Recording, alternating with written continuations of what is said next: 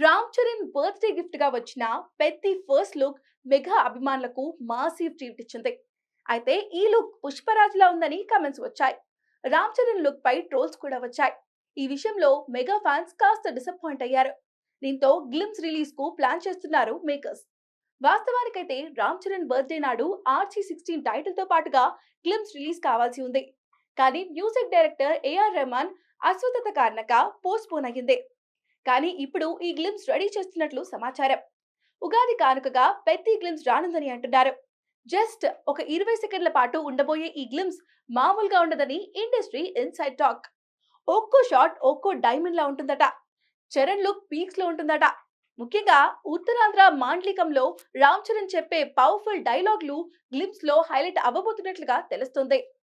అయితే గ్లిమ్స్ ఉగాదికి వస్తుందా రాదా అనేది ఇప్పుడు చెప్పలేం.